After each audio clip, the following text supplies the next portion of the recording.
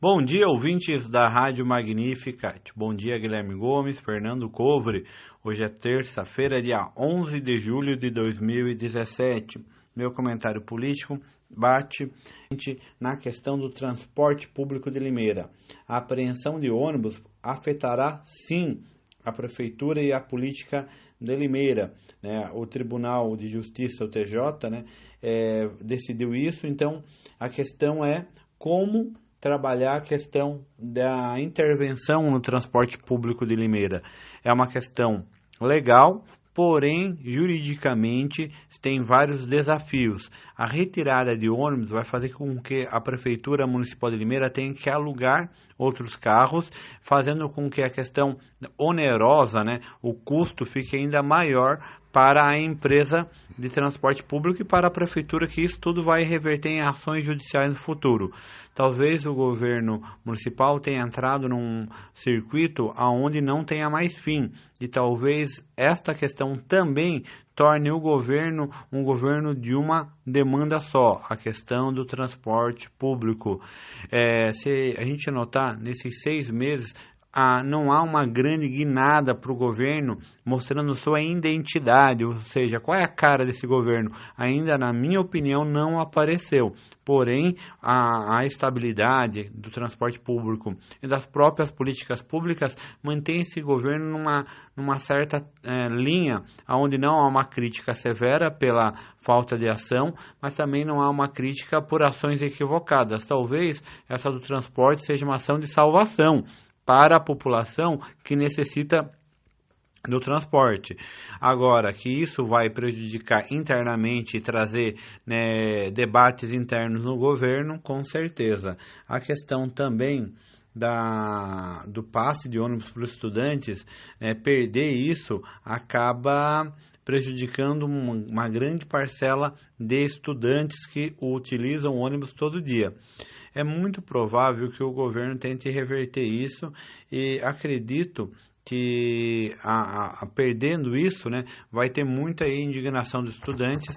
No mês de julho estão todo mundo de férias, mas ao retornar em agosto, provavelmente a população, ou melhor, o grupo estudantil aí pode se organizar e fazer manifestações. A culpa nesse caso não é da prefeitura, porém o judiciário está interpretando de forma diferente.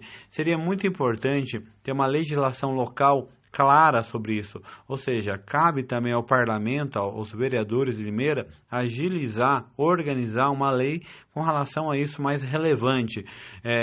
Não dá para a gente pagar aí mais de R$5.000, até R$7.000, e para assessores R$3.000, 4.000, para eles apenas ficarem fazendo nome de rua. O vereador está ali para legislar e compreender a situação. Então, falta aí dos vereadores um compromisso mais claro com relação a essa questão do transporte público, mais especificamente sobre passe estudantil.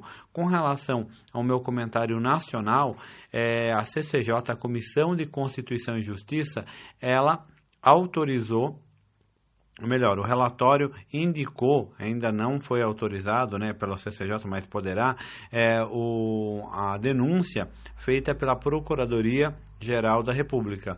Ou seja, o relator afirmou que a tese da Procuradoria tem coerência. Ou seja, realmente, pelas evidências, o presidente da República cometeu corrupção, o crime de corrupção passiva. A CCJ, então, reunida, adiou para quarta-feira a questão do debate. 66 parlamentares poderão discutir, mais os 66 suplentes, então, fora outros deputados que poderão fazer intervenções. Parece que esse debate vai se alongar aí por umas 2 semanas, ou 3, talvez, porque o governo quer tempo para trocar os parlamentares para ter voto favorável. Ou seja, para o relatório passar na Comissão de Constituição e Justiça, tem que ter 34 votos. É o que o governo está buscando, trocando e dando dinheiro por meio de emenda parlamentar. Vamos ficar muito atento que esse governo, em especial Michel Temer, se esconde atrás do cargo, porque se ele não estivesse como presidente da República com foro privilegiado, ele estaria provavelmente como Eduardo Cunha, atrás das grades. Então, a sociedade brasileira já viu isso. Quem não está percebendo isso é o próprio governo, que ao ter que toda hora ter que responder ao Ministério Público, à Justiça Federal, ao Supremo Tribunal Federal, ao Parlamento, ao Senado, acaba atrasando a política necessária para esse país, que é o quê? Empregabilidade. 14 milhões de desempregados significa crise econômica. E o Michel Temer mente ao povo brasileiro lá de Hamburgo, que é uma cidade rica da Alemanha, ao dizer que no Brasil não tem crise econômica. Só não tem crise para quem está ganhando salário igual ele ou no cargo ao qual ele conseguiu por meio de uma articulação política para tirar a presidente da República, a ex-presidente Dilma Rousseff. Então ele está num cargo ao qual ele articulou um golpe interno político, né? É legítimo constitucionalmente, mas ele articulou politicamente. Agora, acusado de corrupção passiva, articula para ficar ainda no poder, aí não tem crise, né? Infelizmente, o povo brasileiro que necessita de salário, nem que seja um salário mínimo para se manter, este está em crise sim. Israel Gonçalves, direto para o Jornal da Manhã.